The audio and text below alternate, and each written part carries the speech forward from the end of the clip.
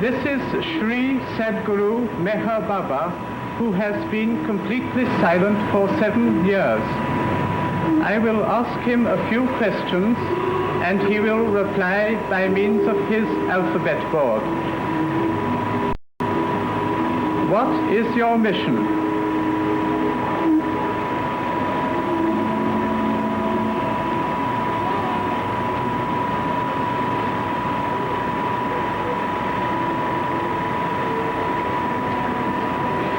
To make others realize the truth in every phase of life and to make brotherhood a practical fact.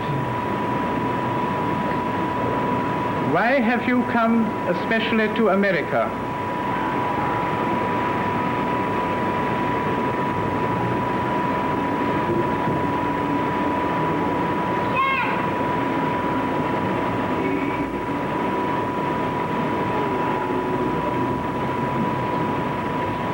Because there is greater energy in America than elsewhere, but most of this energy is misdirected.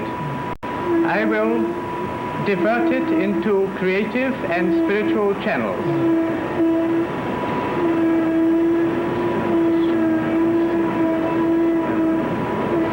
What will happen when you break your silence?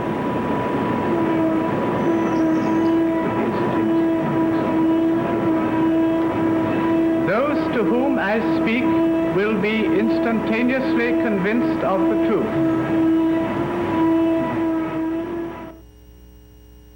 Welcome to the Meher Baba program. I'm Fred Stankus. Along with me is Caroline McDonald, who will basically present a program about the silence of Meher Baba. Meher Baba was silent from the age of 30. In 1925, he began his silence and continued it until he dropped his physical body in 1969. And a lot of people throughout the years of doing this public access television program, Meher Baba, sometimes don't even feel that Baba is silent through the way he communicates. But Baba was silent for all that time, and it's an amazing, amazing quality of a perfect master, or for this case, the God-man. And we'd like to just share with you our feelings of his silence and some accounts of people who were with him in their feeling about his silence. And this program perhaps will shed some light on that matter. Meher Baba became silent on July 10th, 1925. He was 3.5 years after realizing himself as being God realized. When he was 31 years old, he began his silence. He then used a pencil and a slate or paper for communications initially, as you saw in that footage at the beginning. In another 18 months, on January 2nd, 1927, he even ceased to write. So he communicated through the alphabet board and also the use of Roman lettering. The board was already made method for communications, making conversation with him very easy. He pointed to the letters and used a variety of signs and gestures. Normally, the board would be read by one of the close disciples or mandale when he received visitors or addressed groups or people at meetings. This continued for more than 29 years until on the 7th October 1954, he discarded the board completely. Thereafter, he communicated by means of gestures with which those around him became familiar with. The interpretation of these gestures by some of the mandale, in particular, Erich Jesawala, is remarkably well done. We'll have some film footage of Erich speaking a little bit later on in the program. And Erich has been with him continually and became so near to him in spirit that he read Baba just like a book. And when statements of great importance have to be made, the alphabet is spoken and Baba indicates the letters to make up the words he wants through sign and gestures. There can be little doubt that the silence and cessation of writing were connected. Why he ceased to speak and write, Baba has explained only vaguely. Though much natural curiosity is aroused, the first question asked when people come to know about him or to see him is why he does it, why is he silent? That both silence and non-writing are of great significance is certain. Not surprisingly, Baba does not explain. silence is the answer to silence. And Baba occasionally enjoys silence upon his followers, usually for no more than a day at a time. And that brings up the idea of July 10th of each year. Baba lovers throughout the world, some of them take a vow of silence on that given day for 24 hours, from midnight on July the 9th till midnight July the 11th, for a total of 24 hours. And normally silence is a form of discipline. And for the sake of self-recollection, people maintain silence. And when long silences are ordered, they are for other unexplained reasons. And in the East, the avoidance of words and explanations is a recognized technique in spiritual training. The guru or teacher often gives no answer to his pupils' questions. And Caroline, do you have something to add to this? Well, I was just looking through this information here, and I see that it says that some of the most recognized and much worshipped manifestation of God is the avatar Zoroaster, Rama, Krishna, Buddha, Jesus, and Muhammad have not left a word written in their hands. Thus, it can be safely assumed that it was through their silent, spiritually stimulating work in the higher spheres of existence that they have stamped their advent on this earth and their messages conveyed into the mind-heart of mankind, guiding it on to its inward journey even to this day. I thought that was interesting. Yes. And it says here that Meher Baba began his silence saying it was for a period of 1 year. But when his silence continued indefinitely, much natural curiosity was aroused in the minds of those who followed him, those who met him and those who came to know him. Baba gave a number of declarations on his silence, some of them clothed in a form of allegory and others asserting most unambiguously that his silence was not only the language of his divinity, but serves as an unmistakable sign of the highest form of avataric manifestation on this earth in known history. And he said that he who would deeply ponder over the truth which he declared shall eventually be initiated into the life eternal. You know, just before Baba gave up the use of the alpha board in the autumn of 1954, it seems to have spoken more about his silence than any other time. And in April 1952, he said, God has everlastingly been working in silence, unobserved, unheard, except by those who experience his infinite silence. If my silence cannot speak, of what avail would be speeches made by the tongue? The very moment when he thinks my speaking should be heard universally, God will make me break my silence.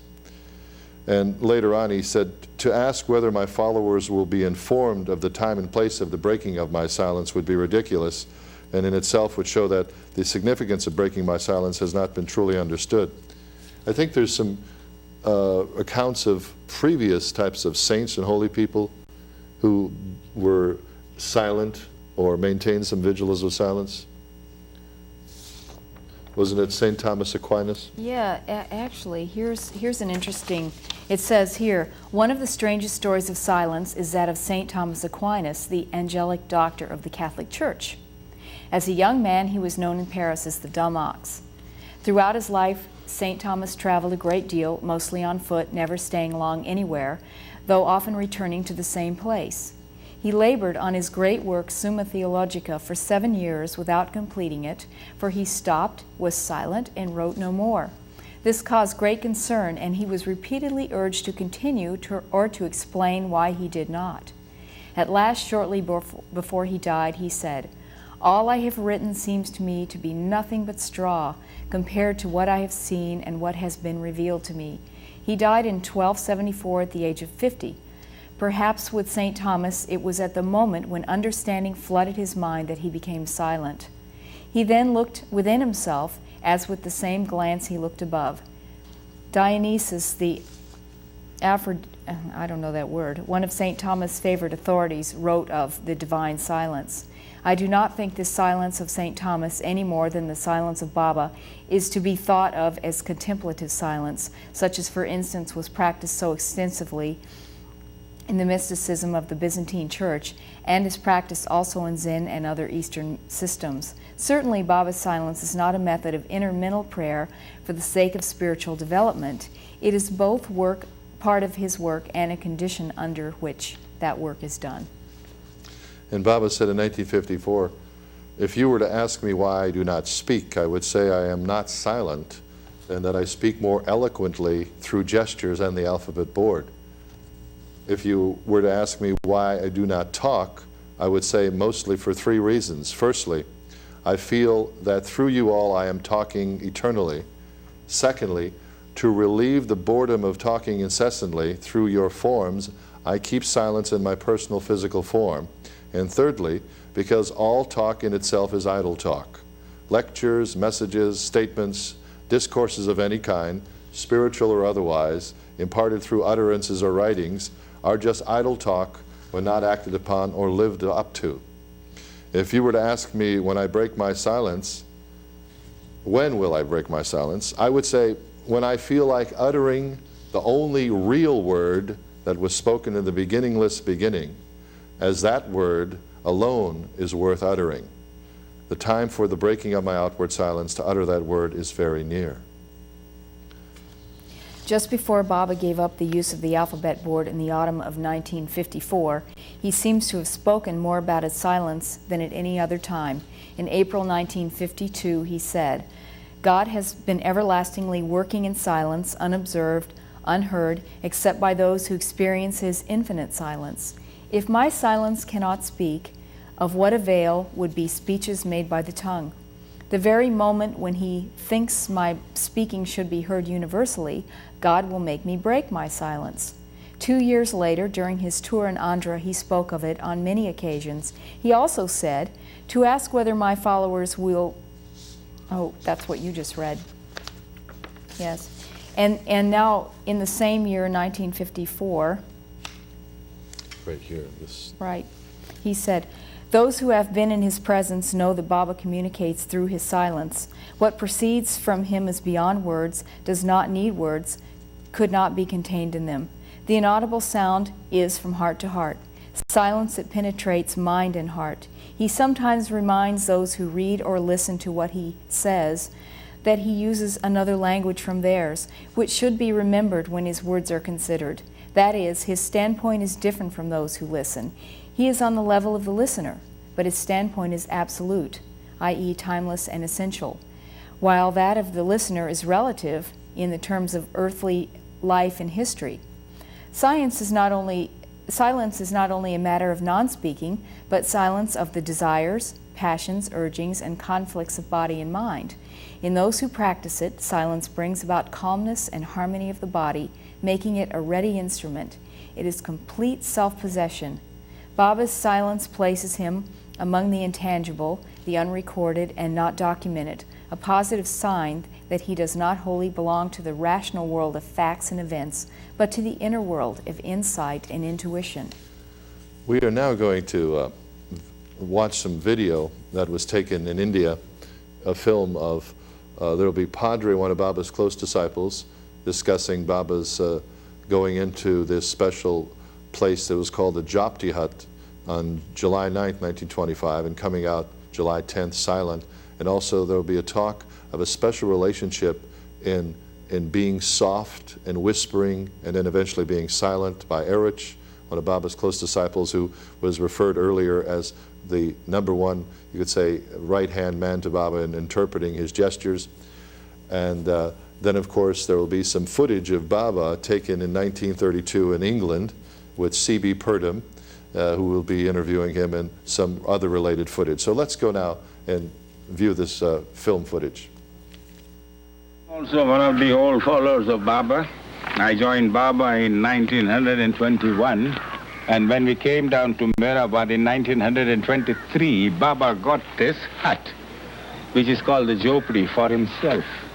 In this hut, he used to retire for the night. And also, during staggered periods of 1 week, 15 days, 10 days, or whatever that be, he used to observe silence and seclusion. During that time, he used to write down on a piece of paper the instructions. to the orderly outside here. Anybody could be the orderly. Later on, he just started saying that he was going to keep silence for a longer duration, but he didn't give the date. One day, he says, I'm going to keep silence for a longer duration, and it will be 10th of July. So on the night of the 9th, he goes inside this hut talking, and comes out on the morning of the 10th silent. For a number of months, he used to convey his messages on slate and pen. Then he dropped that too, and he used the alphabet board.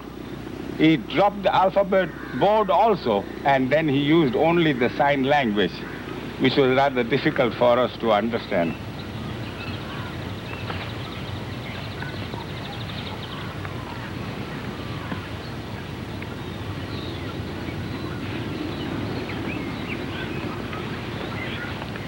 One day, Meher Baba asked his lovers who were around him as to why people shout at one another when they are angry. Meher Baba explained that when a person is angry with another, that person is far removed from the heart. A distance is created, and that's why, with the distance, the pitch is raised and the shouting takes place. The further the person is away from the heart, the louder the shouting. The other side of the picture is, he said, when two people are in love with each other, what happens? They don't shout at one another. They speak softly. The more the love, the softer the speech. Still softer the speech when they are closer together in love. When there is no need to have any speech, they begin to whisper.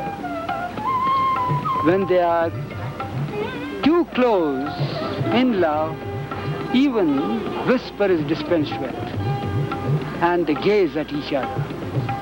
How much more, Baba says, I am closer to you all. I am closer to you all than your very breath. So what need have I for speech?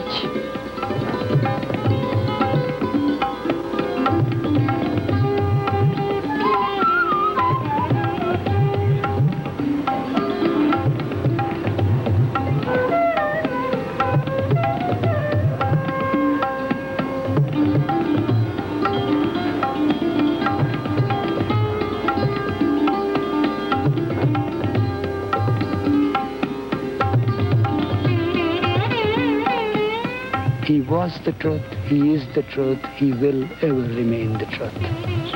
As he said, he is the ancient one.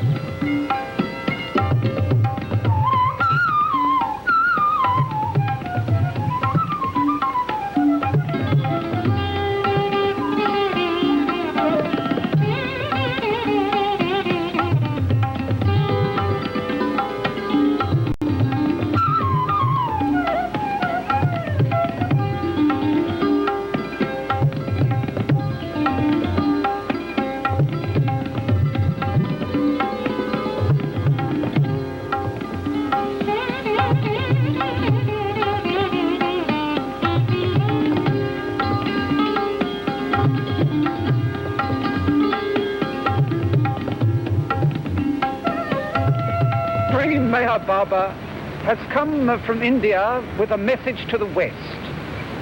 He does not convey this message by speaking, but by his mere presence. When he wishes to communicate with people, he uses this board and points to the letters on it. My object in coming to the West is not with the intention of establishing new creeds or spiritual societies and organizations. I see the structure of all the great religions of the world tottering.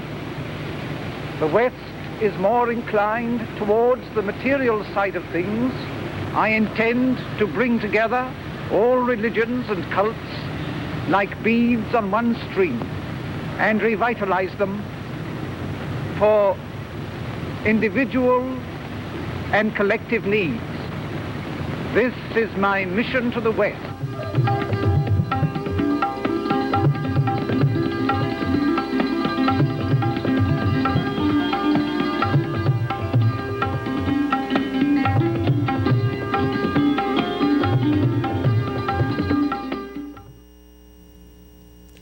Well, there's some beautiful footage of Baba. And concerning the tremendous self-imposed discipline of total silence, an amusing incident occurred in Hollywood while Baba was visiting in 1932. There was a clever young reporter for the Los Angeles Times who suddenly sprang up and asked the question of Baba directly, "Just how do you pronounce your name?" And Baba's eyes twinkled as he looked at this reporter. And he motioned to one of his disciples, Erich, and he said, "Will you come over and tell this young man how you pronounce my name?" And of course, Erich did. And this, of course, got the reporter, and he flushed up in the face a little bit. And later on, a few minutes later, he apologetically came over and said, "I'm sorry, I was just trying to maybe dupe Meher Baba into talking, and maybe per se expose him as a fraud, and maybe he adopted the silence just as a novel publicity stunt." And so the next day, May 30th, 1932, the interview that was conducted with Meher Baba and his entourage appeared in the LA Times paper, and there was none of the flippancy or anything else that characterized this incident, and it was written both with dignity and restraint. So those were some of the things Baba had to go through when you're meeting the public and being silent. And Caroline, do you have something to add? Oh, yeah, I was going to say every year, I used to live in Myrtle Beach, which is where the Myrtle Beach Spiritual Center is, Baba's home in the West. And every year on Silence Day Eve, Kitty Davy, who basically ran the Spiritual Center for many, many years, she died a couple years ago at the age of 100.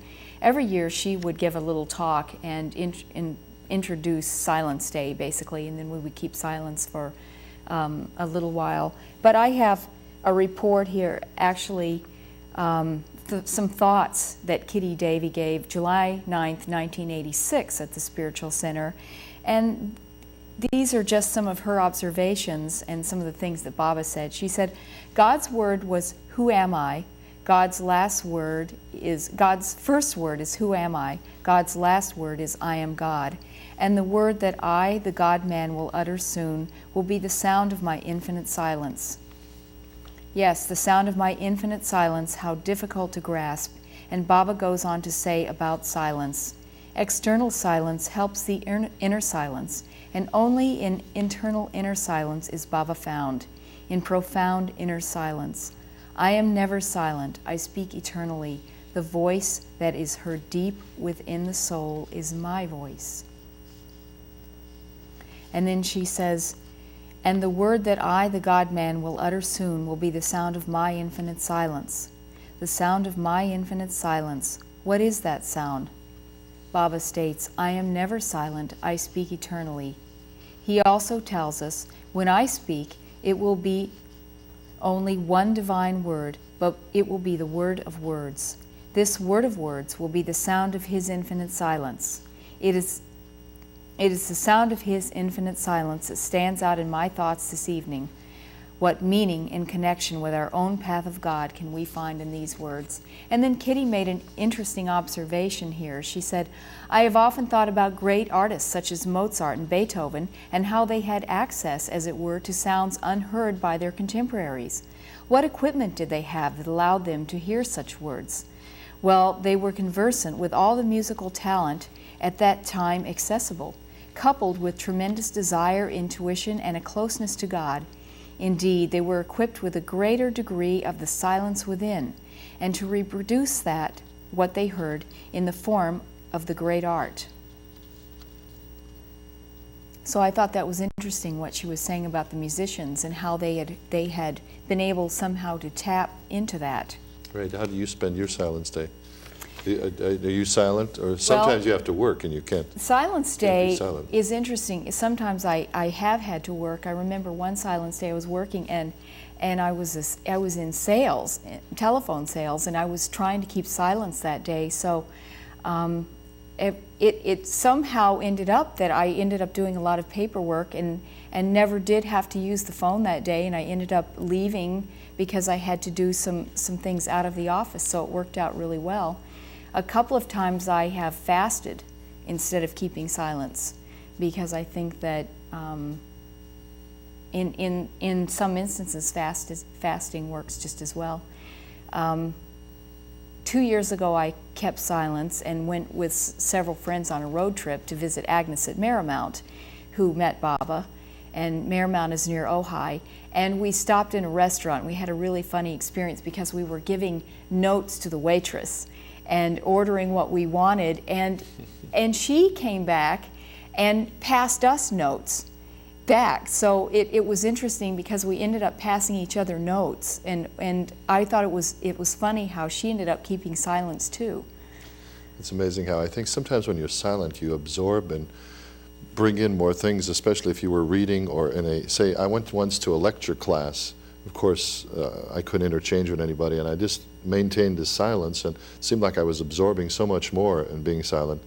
And also the fact is, a couple times at my job, of course, I have to use the telephone, which was funny. The people around me that were in my physical presence, I couldn't talk to. But when the phone rang, I would pick the receiver up and talk. So this discipline, of course, is an optional discipline that Baba lovers choose to do on July 10th, any day, I mean, any year, July 10th. And it's Silence Day, recognized by Baba lovers throughout the world. And this program is being aired today, July 10th. And unfortunately, we didn't cue you in as to being silent today, but maybe in the future you will be. And it's been a very exciting, enlightening time for us to share Baba's silence with you, and there is much more to share about it. There's many more people and interviews and film footage of it, and we hope to bring that to you in the future. Caroline, thank you for being on the Meher Baba program, and hope to do this again with you soon.